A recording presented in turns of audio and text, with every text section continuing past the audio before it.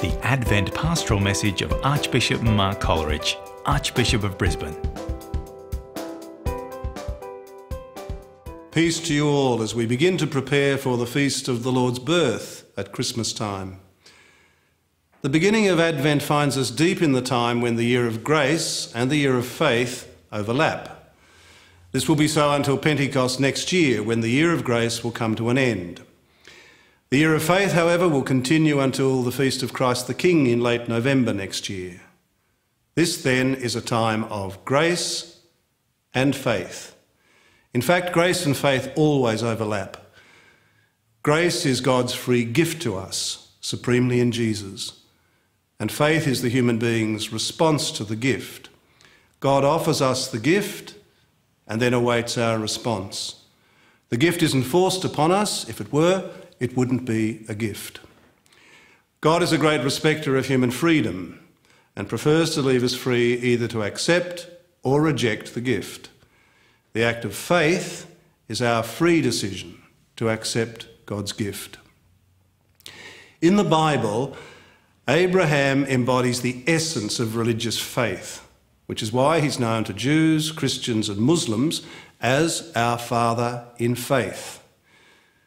Abraham was a successful businessman who traded along what's called the Fertile Crescent, running in a great loop from southern Iraq, where Abraham's hometown of Ur was located, up north through Syria, and then down along the coast of Lebanon and Israel, following what was called the Way of the Sea. Now, Abraham was a man who had almost everything. He lacked only the two things he needed most: land and children of his own. In his world, these were crucial because it was believed that people lived on beyond death in their patrimonial land and in their offspring. Without land and offspring of his own, Abraham appears in the Bible as a human being in whose life death will have the last word. He may be a man who has almost everything, but in the end he's a man who has nothing. But then, completely out of the blue, God erupts into Abraham's life. In Abraham's world, there were many gods. But this God doesn't introduce himself or give his name. He says simply and imperiously, "Go." God asks Abraham to leave everything that's familiar to him and set out on a different journey, in the course of which, according to this out-of-the-blue God, he'll be given the two things he lacks: a land of his own and a son of his own. Now, Abraham was a hard-nosed businessman, used to considering his options and weighing up the pros and cons. He wasn't about to write a blank cheque for this God or rush too quickly into a deal which seemed impossible. The problem with the promise of land was that all the land in the area was already taken. And the problem with a son was that his wife Sarah was barren. God promises what seems impossible. If Abraham is to say yes to what's on offer, he'll have to expand his sense of what's possible. He'll need a much larger horizon. Another problem for Abraham is that God speaks of the land that I will show you, but he doesn't provide a roadmap, however much Abraham, as a practical man, might have wanted one. Abraham can't know where exactly God is leading him. Therefore, he'll have to keep his eye and his ear on God, because only God knows where the journey is leading. And that won't be easy for a man used to being in control. Abraham eventually agrees to this strange deal with God. He agrees to go. But he doesn't travel quite as light as God had asked. He doesn't leave everything. He's too canny for that. He's told to leave his extended family. But that doesn't happen. His nephew Lot travels with him from Haran. Abraham travels heavy. He takes all the possessions which they had gathered and the persons they had acquired in Haran, the Bible tells us. So Abraham has his wife, his employees, all his possessions, as well as his nephew Lot and his family. He's not prepared to put all his eggs in one basket. He needs a safety net in an often dangerous world. So Abraham decides to travel heavy in hope of the impossible. He heads south into the land of Canaan, but then he strikes a snag. There's famine in the land, nothing to eat. Abraham starts to think that this out-of-the-blue God has led him into a trap. So like any good businessman, he decides to take charge. He decides to go down to Egypt, where you could always find a job and a feed. He's worried about his wife Sarah, who may be barren, but is also beautiful. He fears the Egyptians will kill him and take Sarah because she's so irresistible. So Abraham urges Sarah to say that she's his sister, so that the Egyptians, whatever they may do to Sarah, will treat Abraham well because of her. He decides to use Sarah for his own advantage. He's more worried about himself than about his wife. Now, for a while, the plan works brilliantly. Pharaoh takes Sarah into his harem, plies Abraham with gifts because of her. But then, after a dose of divine punishment, Pharaoh discovers the awful truth.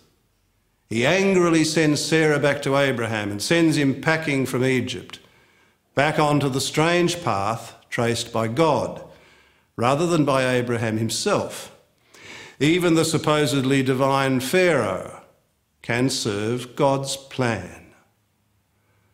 Abraham also finds God unacceptably slow in providing the promised son.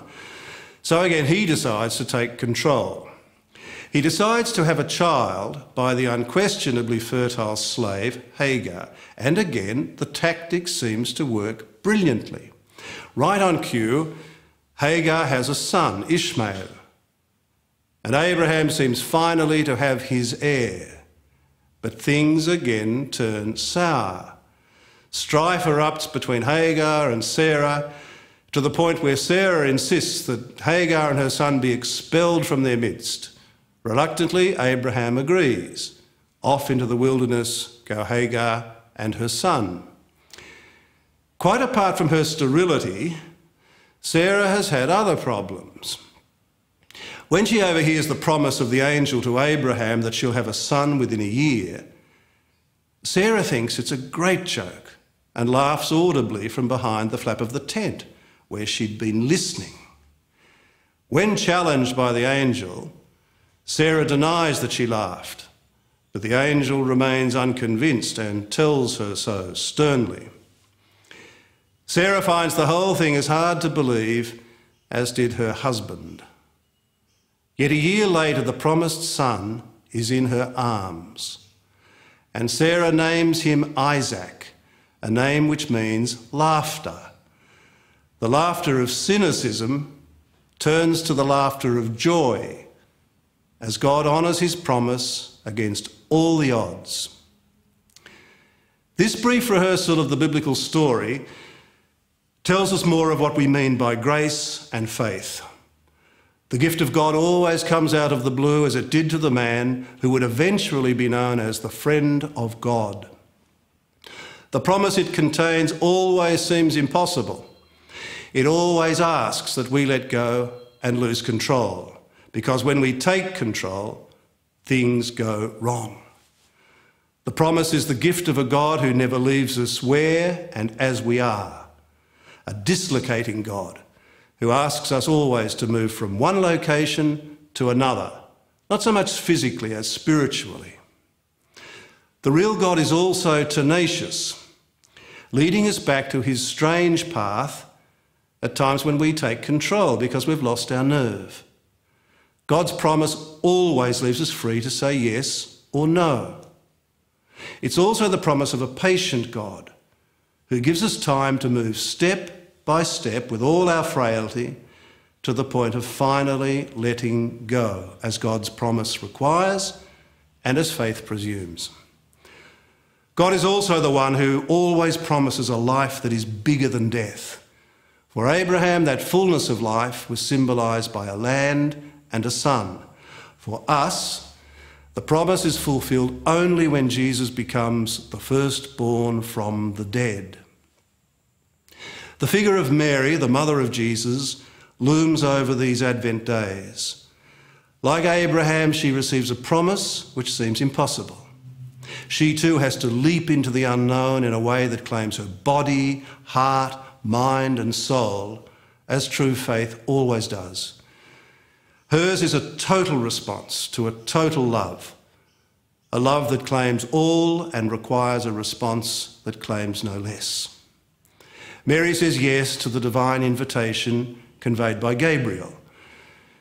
But as the story then unfolds, Mary faces many moments in which God's promise seems either not to be fulfilled or to be impenetrably strange in its fulfilment. Mary has to keep saying yes, fiat, even when she stands beneath the cross in the darkness of Calvary. That's why, as first among the children of Abraham, she can join her son finally in the joy of Easter. Through these Advent days, we journey like Abraham, our father in faith, and Mary, our mother in faith, saying as we go, Maranatha, come Lord Jesus. We look to the Lord's birth. We look to his death, to his resurrection, and to his return in glory, when beyond all the tears of this world, the children of Abraham will finally join Sarah and Abraham, Mary and all the friends of God in the wise and joyful laughter of the risen Lord, in whom all God's promises are fulfilled.